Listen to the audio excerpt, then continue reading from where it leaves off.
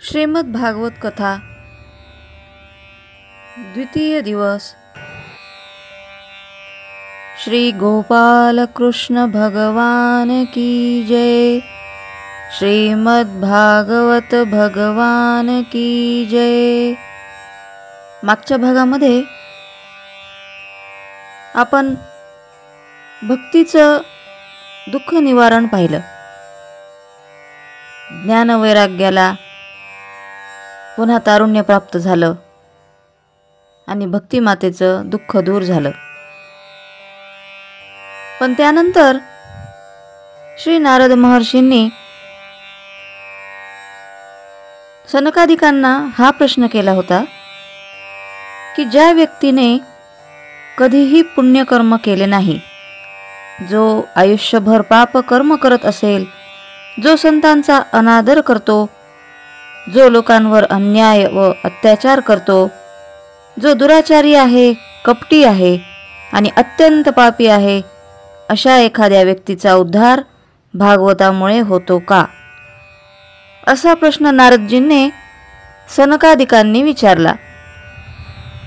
मग आज आपण या भागामध्ये या प्रश्नाचं उत्तर सनकादिकांनी नारदांना कशा प्रकारे दिलं हे पाहू। मग सनकादिक नारदजींना म्हणाले, कितीही मोठा महापापी, कितीही वाईट वृत्तीचा व्यक्ती असेल तरीही त्याचा सुद्धा उद्धार या भागवत कथेमुळे होतो, निश्चितच होतो। मग त्यासाठी त्याचं प्रमाण म्हणून मी तुम्हाला एक इतिहास सांगणार आहे। तुंगभद्रा नदीच्या काठी एक आत्मदेव नावाचा ब्राह्मण राहत होता। त्याच्या पत्नीचे नाव होते धुंधुली। पती म्हणजे आत्मदेव हे अत्यंत शांत व सुस्वभावी होते, सुज्ञ ब्राह्मण होते। परंतु धुंधुली मात्र अतिशय रागीट, बडबडी आणि स्वार्थी स्वभावाची स्त्री होती। घरात पैसा धनाची काही कमतरता नव्हती, पण त्या दोघांच्या घरामध्ये संतान सुख नव्हतं, त्यांच्या संसारामध्ये संतान सुख नव्हतं। मग हेच दुःख आत्मदेवाला अशांत करत होतं। त्या दोघांना संतान सुख नसल्यामुळे आत्मदेव अतिशय दुःखी राहायचे। त्यांना सारखं वाटायचं की मला एक पुत्र असायला हवा। पण या दुःखाने, चिंतेने आत्मदेव दिवसेंदिवस खचू लागले। मग त्यांचं मन कशातच लागत नसे। सतत एकच दुःख, मला संतती नाही, मग माझ्या जगण्याला काही अर्थच नाही, असंच त्यांना वाटायचं। आणि एके दिवशी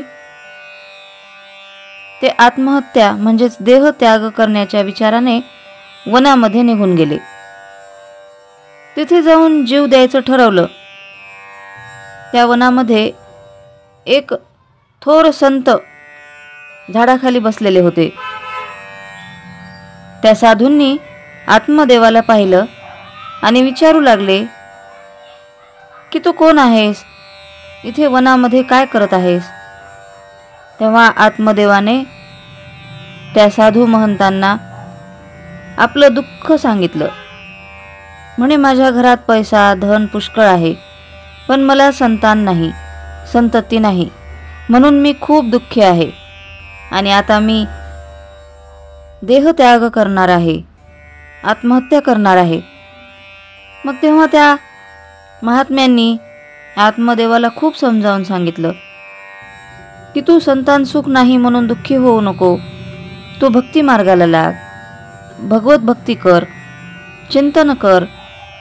या सांसारिक दुःखापासून दूर होण्यासाठी आत्महत्या करणं किंवा देहत्याग करणं हा उपाय नाही, तू हा विचार सोडून दे, असं भरपूर समजावून सांगण्याचा त्या संतांनी प्रयत्न केला।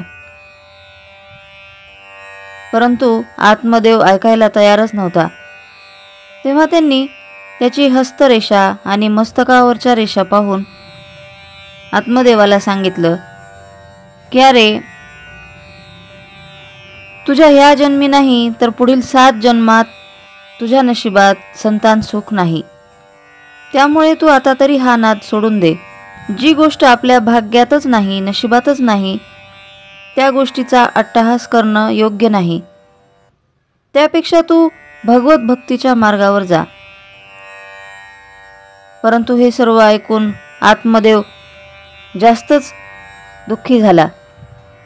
त्या संत महात्म्यांना म्हणाला की हे संत महात्मे, तुम्ही 7 जन्माचं भविष्य आज सांगू शकता, तर तुम्ही तर खूप श्रेष्ठ संत महंत आहात. मग तुम्हीच माझं दुःख दूर करू शकता.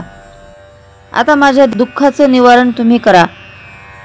मला संतान प्राप्तीचा वर द्या, नाहीतर तुमच्या समोर माझा देह त्याग करीन. मग ते संत अतिशय घाबरले. त्यांना वाटू लागलं की ह्या व्यक्तीचं मी भलं करण्यासाठी सन्मार्ग दाखवत होतो, पण आता ह्यानं जर माझ्या समोर देह त्याग केला, माझ्या पायावर जीव दिला, तर मला ब्रह्महत्येचं पातक लागेल आणि मी आयुष्यभर केलेलं पुण्य नाहीसं होईल. त्यामुळे ह्याला काही ना काहीतरी उपाय करणे गरजेचे होते. म्हणून मग संत महात्म्यांनी त्यांच्या झोळीतून एक फळ काढलं आणि ते आत्मदेवाला दिलं आणि सांगितलं की हे फळ तू तुझ्या पत्नीला खायला दे. हे फळ खाल्ल्यानंतर तिला पुत्रप्राप्ती होईल. हे ऐकून आत्मदेव अतिशय आनंदी झाले आणि ते धावत धावत आपल्या पत्नीकडे आले आणि तिच्या हातात हे फळ दिलं आणि सांगितलं की अतिशय महान साधूंनी मला हे फळ प्रसाद म्हणून दिलेलं आहे. तू हे खा, म्हणजे आपल्याला संतान प्राप्ती होईल. तेव्हा धुंदुलीने ते फळ हातात घेतलं आणि हो म्हणून सांगितलं. मग ती मनातल्या मनात विचार करत होती की हे फळ खावं की नाही. काय माहित हे फळ कोणत्या संत महंतांनी दिले. त्यांनी खरंच संतान प्राप्ती होईल की नाही. उलट माझ्या शरीरावरच काही परिणाम झाला तर काय करायचं, असा मनात ती विचार करत होती. तेव्हाच तिची बहीण तिथं आली. मग तिनं बहिणीला सांगितलं की हे असं असं साधू संतांनी प्रसाद म्हणून हे फळ दिले आणि हे खाल्ल्यावर मला संतान प्राप्ती होईल असं सांगितले, तर मग मी हे खावं की नाही अशी माझी दुविधावस्था झाली आहे. तेव्हा बहिणीने सांगितलं, अगं कशाला हे फळ खायचं, तुला मूलच हवंय ना. तर मग मी आता गरोदर आहे, मी माझं मूल तुला देते. त्या बदल्यात तू मला थोडं धन दे, म्हणजे माझी गरिबी दूर होईल आणि माझ्या घरात असलेल्या मुलांचं पालन पोषण व्यवस्थित होईल आणि तुझाही संतान प्राप्तीचा प्रश्न सुटेल. मग असं दोघींमध्ये बोलणं झालं आणि हे धुंदुलीला आवडलं. ती म्हणाली, हो आपण असंच करू. मग ह्या फळाचं काय करायचं, हा तर संतांनी दिलेला प्रसाद आहे. मग हे फळ तू गाईला घाल, असं त्या धुंदुलीच्या बहिणीने सांगितलं. मग ते फळ त्यांनी गाईला खाऊ घातलं आणि धुंदुलीनं गरोदर असण्याचं नाटक सुरू केलं. इकडे आत्मदेव अतिशय आनंदी होते. त्यांना वाटलं आता आपल्याला संतान प्राप्ती होणार आहे, पुत्रप्राप्ती होणार आहे. त्यामुळे ते खूप आनंदित होते. आणि तो क्षण आला. धुंदुलीच्या बहिणीने तिचं मूल धुंदुलीला आणून दिलं आणि हे धुंदुलीचंच मूल आहे असं आत्मदेव समजू लागले. आणि तेव्हाच गाईला सुद्धा पुत्ररत्न प्राप्त झाले. त्या गाईच्या मुलाचे कान गाईसारखे होते. आत्मदेव अतिशय आनंदी झाले. मग त्यांनी दोन्ही मुलांचं नामकरण सोहळा ठेवला. धुंदुलीच्या मुलाचं नाव धुंदुलीच्या नावावरून धुंदुकारी असं ठेवलं आणि गाईच्या मुलाचं नाव त्याचे कान गाईसारखे असल्यामुळे गोकर्ण असं ठेवलं. मग दोघंही हळूहळू मोठे व्हायला लागले. पण गोकर्ण हे अतिशय ज्ञानी आणि भगवत भक्त बालक होऊ लागला आणि धुंदुकारी मात्र जसजसा मोठा होत होता तसतसा रागीट, चिडचिडा आणि कुवृत्तीचा व्हायला लागला. काही दिवसांनी धुंदुकारी चोऱ्यामाऱ्या करायला शिकला. आईवडिलांना उद्धट बोलू लागला. त्याच्यामध्ये सगळे वाईट गुण आले. मग आत्मदेवाला खूप वाईट वाटू लागलं. ते म्हणाले, मूल नव्हतं तेव्हाही दुःखीच होतो आणि आता मूल झालं तरीही मी दुःखीच आहे. म्हणजे संतान नव्हती तेव्हाही संतान सुख नाही म्हणून दुःखी झालो आणि आता संतान असूनही संतान सुख नाही म्हणूनही मी दुःखीच आहे. त्यांना शेवटी खूप वाईट वाटायला लागलं आणि ते गोकर्णाकडे गेले. गोकर्णाला विचारू लागले की धुंदुकारीच्या वागण्यामुळे मला खूप दुःख होत आहे आणि मला तू ह्यातून काहीतरी चांगला मार्ग सुचव. तू तर भगवत भक्त आहेस, ज्ञानी आहेस. तेव्हा गोकर्णाने सांगितलं की आता तुम्ही भगवत भक्तीच्या मार्गाने जा. तुम्ही वनामध्ये जाऊन तपश्चर्या करा आणि भगवंत प्राप्ती करून घ्या. असं सांगितल्यावर आत्मदेव वनामध्ये निघून गेले. इकडे काही दिवसांनी धुंदुलीनेही धुंदुकारीच्या त्रासाला कंटाळून आत्महत्या केली आणि धुंदुकारीने घरामध्ये 5 गणिका आणून ठेवल्या. चोऱ्या माऱ्या करू लागला आणि एकदा राजाच्या राजवाड्यामध्ये त्याने चोरी केली. मग ह्या 5ही गणिकांना वाटलं की याने तर राजवाड्यामध्ये चोरी केली आहे. मग राजाचे लोक येतील आणि ह्याला पकडून नेतील. मग ह्याच्यामुळे आपल्यालाही शिक्षा होईल. त्यापेक्षा आपण याला मारून टाकू. म्हणून त्या 5 गणिकांनी धुंदुकारीला मारलं आणि त्याचा मृतदेह त्याच्याच त्या घरामध्ये पुरून ठेवला आणि त्या सर्व धनसंपत्ती घेऊन पळून गेल्या. त्या काळामध्ये गोकर्ण तीर्थयात्रेला गेलेले होते. त्यांना धुंदुकारीबद्दलची त्याच्या मृत्यूची बातमी कळाली. तेव्हा त्यांनी गयेमध्ये धुंदुकारीच्या मुक्तीसाठी तर्पण केलं होतं. ते पुन्हा वापस घरी आले. घरी आल्यावर त्यांना तिथं काहीतरी विविध प्रकारचे भास व्हायला लागले, आवाज यायला लागले. त्यांना असं जाणवू लागलं की इथं एखाद्या प्रेतात्म्याचा वास आहे. मग त्यांनी त्यांच्या कमंडलूमधलं पाणी शिंपडून आज्ञा केली की जे कोणी असेल त्याने समोर यावं. मग धुंदुकारी बोलायला लागला की मी तुझा भाऊ आहे. माझा मृत्यू तर झाला पण मला मुक्ती मिळाली नाही आणि मला मुक्ती मिळण्यासाठी तूच काहीतरी कर.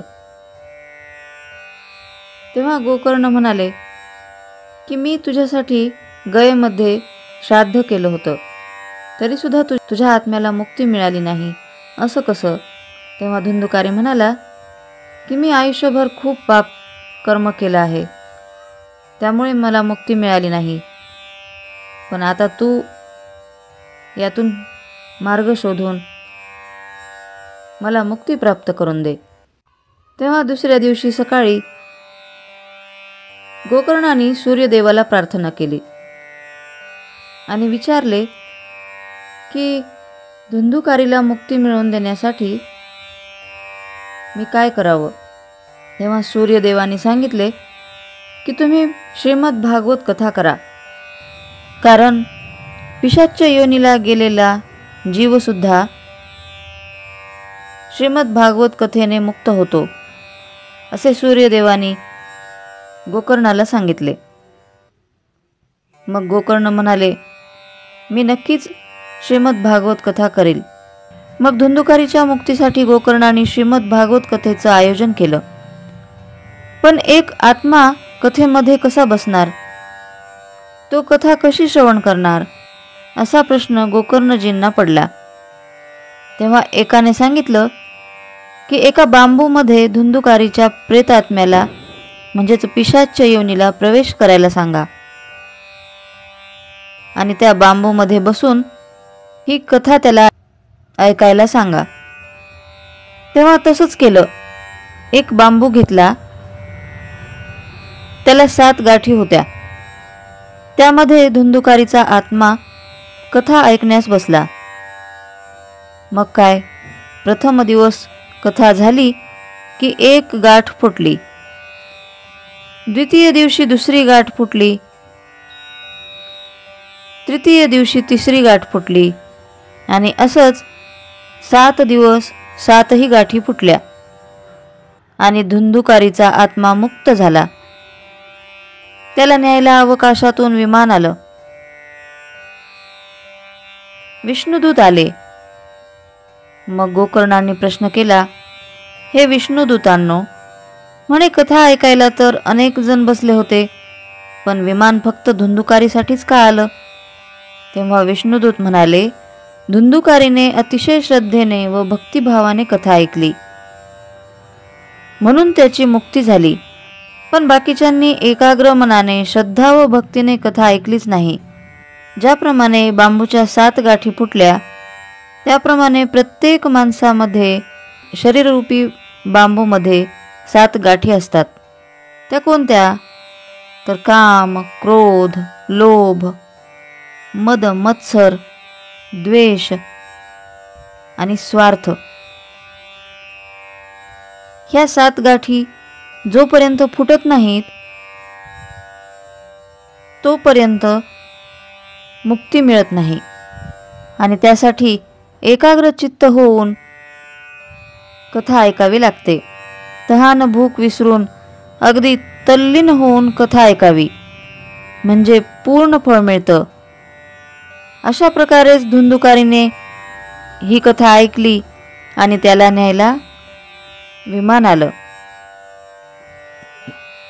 मग जो कोणी अशा प्रकारे ही कथा श्रवण करेल त्याचा उद्धार या कथेमुळे नक्कीच होईल, असे सांगून विष्णुदूत धुंदुकारीच्या आत्म्याला मुक्ती देऊन निघून गेले.